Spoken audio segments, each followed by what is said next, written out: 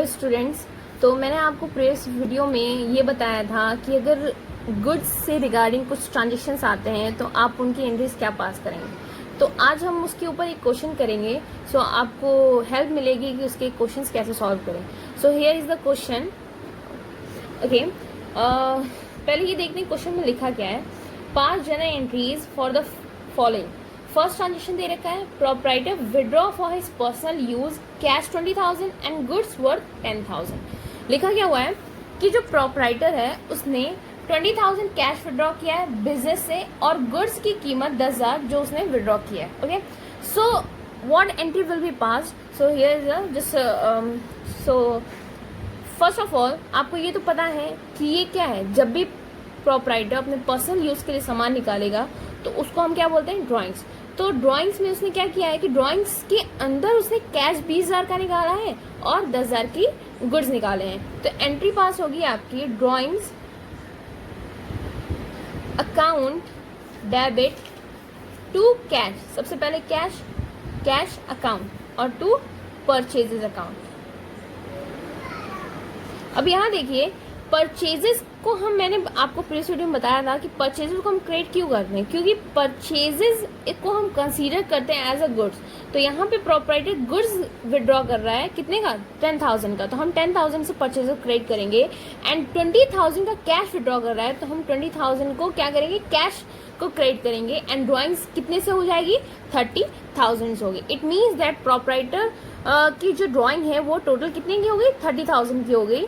And अब इसमें अगर हम एक और चीज में हम देख सकते हैं कि कौन कौन से अकाउंट इफेक्ट हुए हैं। तो आपको पता होगा कि डबल एंट्री सिस्टम ये कहता है कि हर एक ट्रांजेक्शन एटलीस्ट 2 अकाउंट्स इफेक्ट करेंगे। One must be debit and another one must be credit. So cash account हमारा क्या है, रियल अकाउंट है। रियल अकाउंट मतलब रियल अकाउंट का रूल क्या है कि debit what comes in and credit what goes out.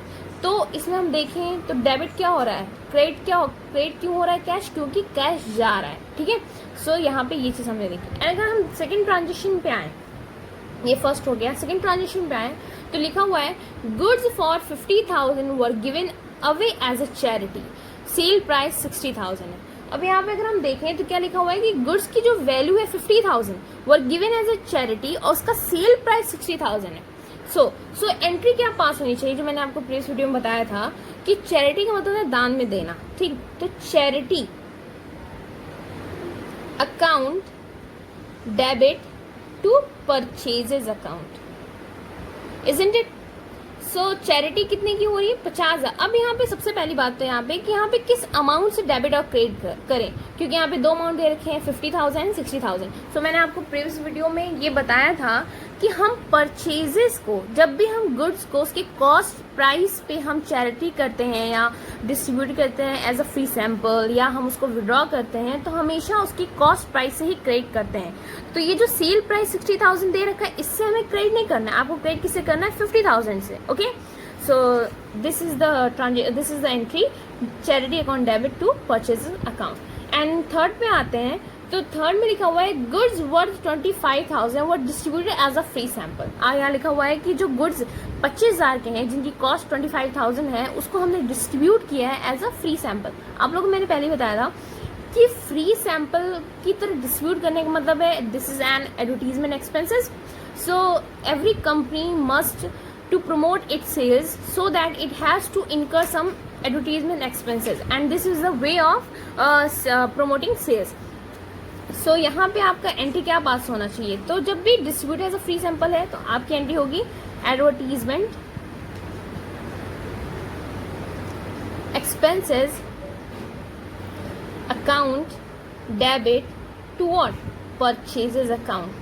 Okay, क्योंकि गुड्स को हम किस तरह से कंसीडर करते हैं, परचेजेस से।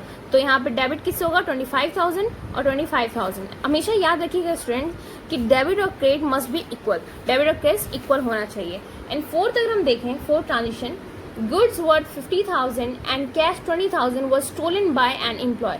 यहाँ पे आप देखो कि 50,000 की गुड्स और कैश 20,000 का, वो क्या हो गया है, चोरी हो गया है, किसी एम्प्लॉय ने चोरी किया है। तो हमें एम्प्लॉयज मतलब नहीं है, बस यहाँ पे ये देखना है कि चोरी हो गया है। तो एंट्री क्या उसकी पास होनी चाहिए।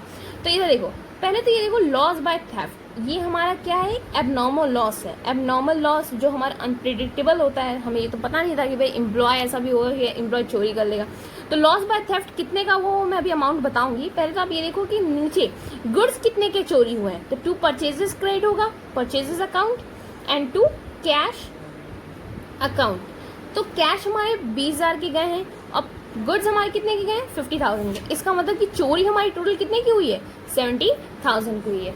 कम to the fifth transaction, goods worth ₹1 lakh were destroyed by fire, insurance company admitted and paid claim for 60% amount. अब यहाँ पे आप पहले मतलब समझिए, जो गुड्स हैं वो 1 लाख के फायर से डिस्ट्रॉय हो गए, मतलब खराब हो गए हैं ड्यू टू फायर।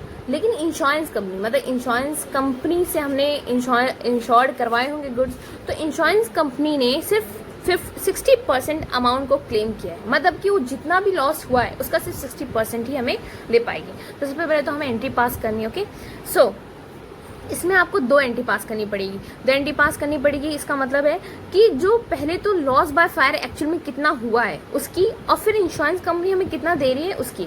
तो पहली इसमें एंट्री पास होगी loss by fire account debit to purchases account.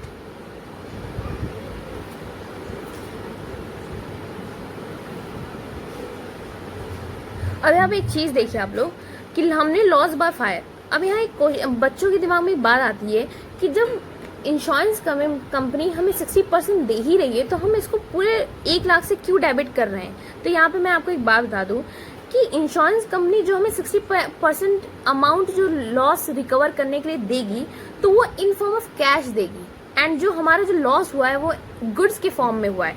इसलिए हम परचेजेस, मतलब जो गुड्स चले गए वो 1 लाख के तो चले गए, अब हम कभी भी खरीदें पर तुरंत तो नहीं खरीद रहे, इसलिए हम जो पैसा आएगा इंश्योरेंस कंपनी से तो वो हमारा लॉस रिकवर जरूर करेगा। बट यहाँ पे पूरा परचेजेस कितने का गया, सिर्फ पूरे 1 लाख का, इसलिए हम loss by fire account debit to purchase account पूरे 1 लाख से डेबिट कर रहे हैं। एंड नेक्स्ट एंट्री जो इसमें पास होगी वो आपकी पैसे की एंट्री होगी कि पैसे हमें इंश्योरेंस कंपनी से कैसे मिल रहे हैं। सबसे पहले तो ये देखो कि पैसे आ रहे हैं तो क्या बनना चाहिए, बैंक अकाउंट डेबिट।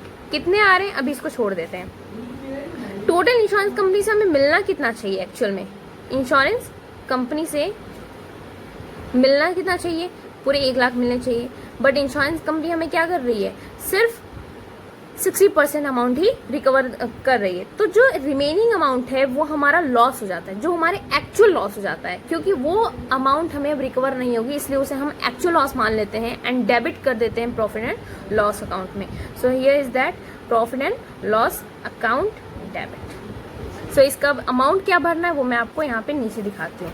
अब यहाँ देखो कि 1 लाख टोटल अमाउंट है, टोटल लॉस की लॉस अमाउंट है।